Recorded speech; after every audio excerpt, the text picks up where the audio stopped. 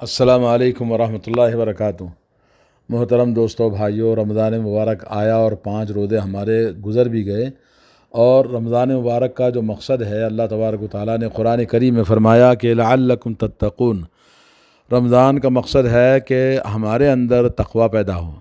اللہ تبارک و تعالیٰ نے رمضان کا مقصد تقوی رکھا ہے، تو تقوی پیدا کرنے کے لیے جو اسباب اللہ نے ہمارے اوپر فرض قرار دیے ہیں ان میں سب سے پہلے روزہ ہے، اور روزے کے ساتھ میں قرآن کریم کی تلاوت ہے، اور رمضان میں قیام ہے، راتوں میں نماز پڑھنا ہے، اور اسی طرح سے رمضان مبارک میں لوگ بہت سارے اعمال خیر جو اللہ تعالیٰ نے ہمارے لیے کھلا دروازہ رکھا ہے کہ آپ جو چاہیں خیر کا کام کر سکتے ہیں، زکوٰۃ دینا، صدقہ اور خیرات کرنا، لوگوں کی مدد کرنا زبان سے، اور لوگوں کی رہنمائی کرنا، اسی طرح سے بے شمار چیزیں ہیں، اور رمضان میں عمرہ کرنا، رمضان میں بہت ساری عبادتیں اللہ نے جمع فرمائی۔ یہ سب ملا کر انسان کے اندر تقوی پیدا ہوتا ہے، اور تقوی کے جو معنی ہیں یہ ہے کہ تقوی آدمی اپنے اور ہمارے بیچ میں اور جہنم کے بیچ میں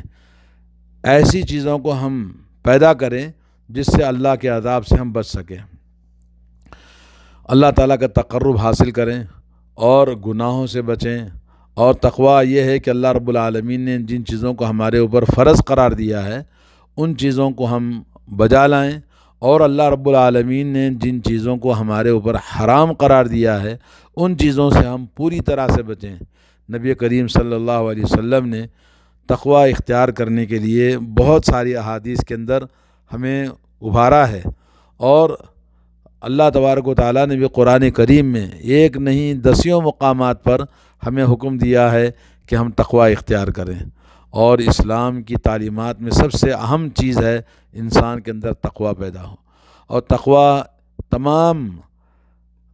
تمام زندگی کی بھلائیوں کی چابی ہے، اور تقوی کے بغیر انسان کبھی دنیا میں کامیاب نہیں ہو سکتا ہے۔ تقوی کیا چیز ہے؟ کہ تقوی یہ ہے کہ ہم اللہ رب العالمین کے احکام پر پوری طرح سے عمل کریں۔ رمضان مبارک کے اندر جیسا کہ آپ کو پتہ ہے کہ ہر طرح کی نیکی اور بھلائی روزے کے ساتھ، قیام اللیل کے ساتھ، قرآن کریم کی تلاوت کے ساتھ، اور اسی طرح سے زکوٰۃ، صدقات، خیرات، بھلائی، امر بالمعروف نہی عن المنکر، بے شمار اعمال ہیں۔ ان کے ذریعے ہم اس کو وقایہ کہتے ہیں، اس کو یعنی پروٹیکٹ کرنے کے لیے اپنے آپ کو جہنم کی آگ سے۔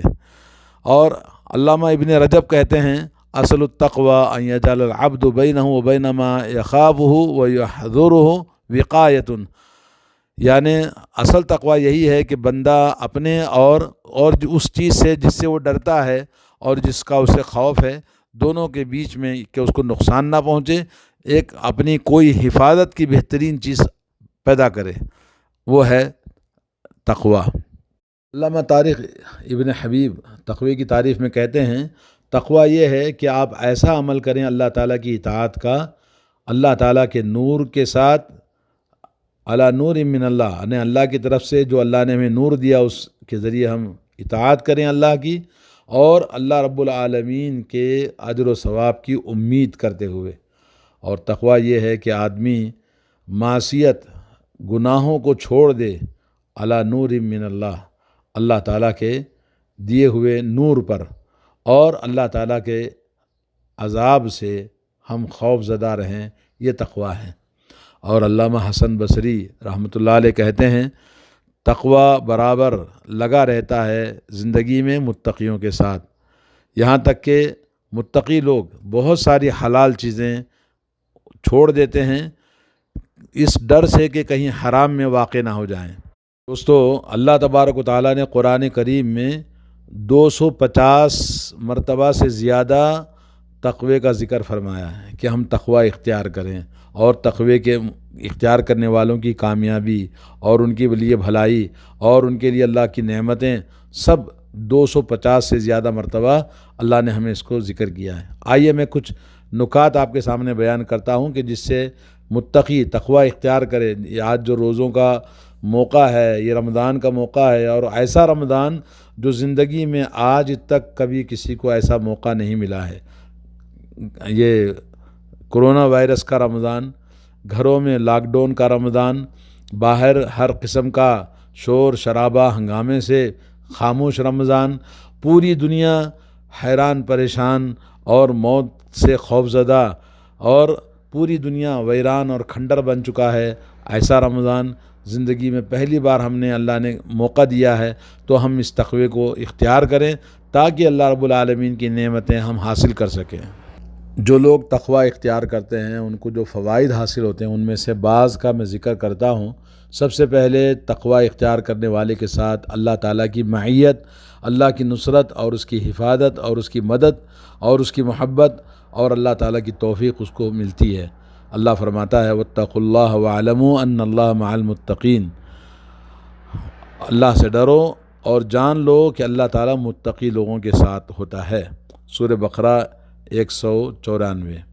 اور دوسرا، جو شخص تقوی اختیار کرتا ہے اللہ تعالیٰ کی محبت اس کو ملتی ہے، اور متقیوں کے ساتھ اللہ تعالیٰ خاص محبت کرتا ہے بمقابل دوسروں کے۔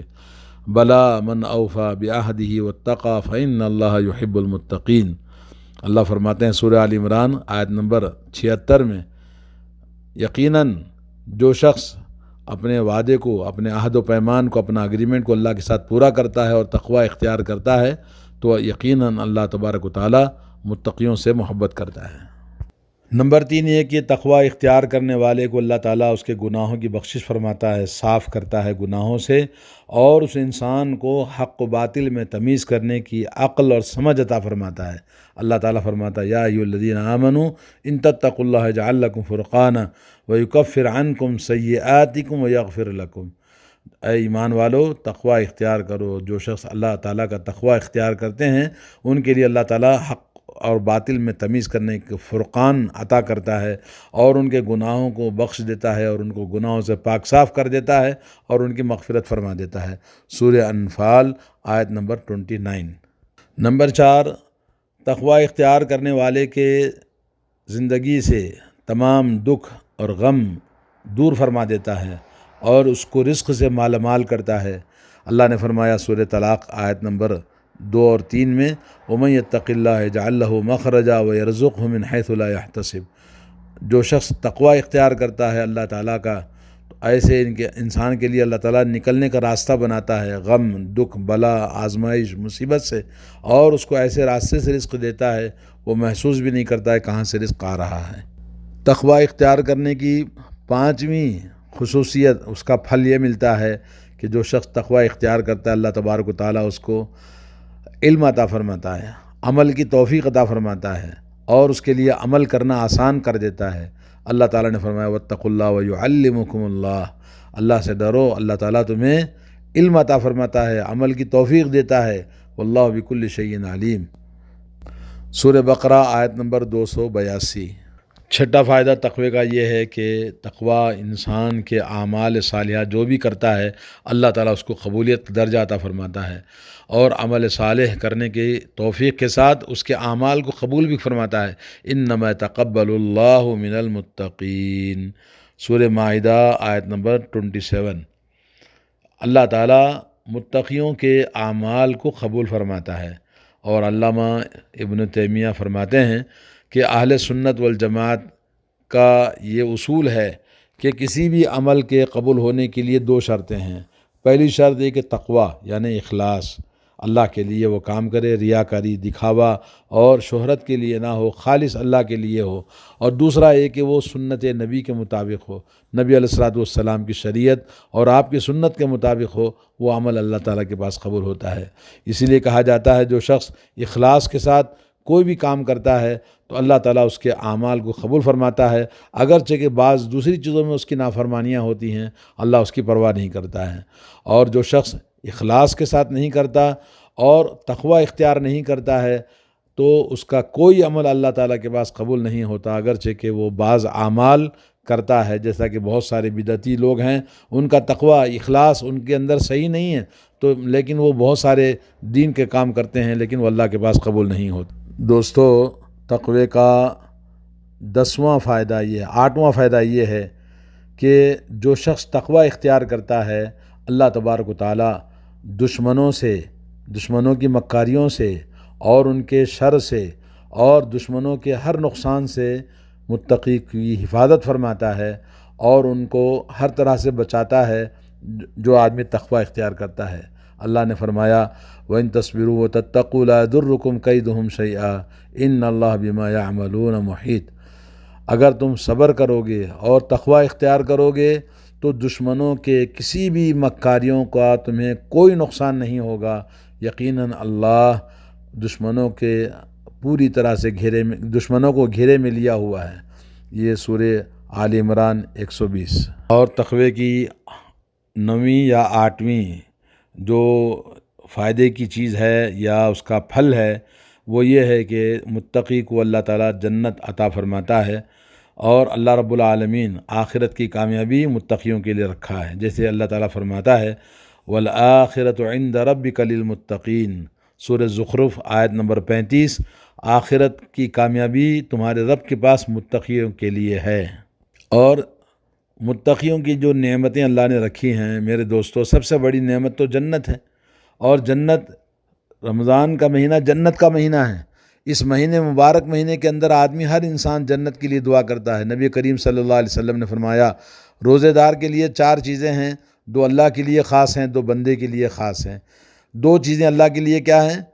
یہ کہ اللہ تعالیٰ سے جنت طلب کرنا نمبر 1، اور دوسرا ہے کہ اللہ تعالیٰ سے استغفار کرنا ہے۔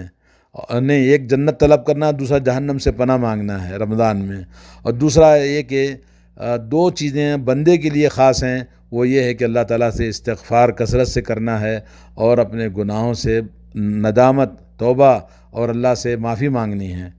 روزہ رکھا آدمی تقوی اختیار کرتا ہے کس لیے؟ تاکہ اس کو جنت ملے۔ آئیے حدیث سنتے ہیں، آپ کو بات ختم کرتا ہوں۔ رسول اللہ صلی اللہ علیہ وسلم نے حضرت ابو امامہ رضی اللہ تعالیٰ عنہ کی حدیث ہے، فرماتے ہیں سمعت رسول اللہ صلی اللہ علیہ وسلم یخطب فی حجۃ الوداع، حجۃ الوداع کے اندر آپ نے تقریر فرمائی اور خطبے میں فرمایا اتقوا اللہ ربکم، لوگو اپنے رب سے ڈرو، اپنے رب کا تقوی اختیار کرو، وصلوا خمسکم، 5 وقت کی نماز پابندی کے ساتھ پڑھو، وصوموا شہرکم، اور رمضان کے پورے مہینے کے روزے اہتمام کے ساتھ رکھو، وادوا زکوٰۃ اموالکم، اور تمہارے مالوں کی زکوٰۃ تم ادا کیا کرو، واطیعوا امراءکم، اور اپنے حاکم عمراؤں کی اطاعت و فرمانبرداری کرو دین میں، تدخلوا جنت ربکم، تو اپنے رب کی جنت میں آرام سے داخل ہو جاؤ۔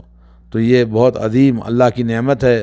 یہ حدیث امام ترمذی نے روایت کیا مسند احمد میں، اور حاکم نے، اور صحیح ابن حبان میں۔ یہ حدیث مروی ہے جو اس بات کو دلالت کرتی ہے کہ ہم جنت پانا چاہتے ہیں تو تقوی اختیار کرنا ہے۔ اور روزے کا مقصد کھانا پینا چھوڑنا نہیں ہے، آنکھوں کا روزہ نہیں ہے، ہاتھ کا روزہ نہیں ہے، پیر کا روزہ نہیں ہے، روزہ اصل میں دل کا تقوی ہے۔ تقوی آپ کے اندر پیدا ہوتا ہے۔ جو انسان رمضان کے مبارک مہینے میں کس طرح سے اپنے آپ کے اندر تقوی پیدا کرنے کی ایک ہی فکر ہونی چاہیے، ایک ہی جستجو ہونا چاہیے، اس کے لیے ہر طرح کا کار خیر ہم کریں۔ اللہ تعالیٰ سے دعا ہے کہ اللہ تعالیٰ مجھے اور آپ کو توفیق عطا فرمائے کہ ہمارے اندر تقوی پیدا ہو اور تقوی کی نعمتیں اور اس کے پھل ہمیں عطا فرمائے۔ قرآن کریم میں 250 سے زیادہ آیتیں تقوی پر اللہ نے بیان کیا ہے۔ اب ان تمام کو بیان کرنا ہمارے لیے بہت لمبا ہو جائے گا، لیکن کچھ ضروری چیزیں جو آپ کو میں نے نشاندہی کی ہیں، یہ بہت ہی آپ سنیں، غور کریں اور دوسروں کو فائدہ پہنچائیں، اور تقوی اختیار کرنے کے لیے آپ اکیلے بیٹھ کر تنہائی میں سوچ کر کوشش کریں۔ اللہ توفیق عطا فرمائے۔ والسلام علیکم ورحمۃ اللہ وبرکاتہ۔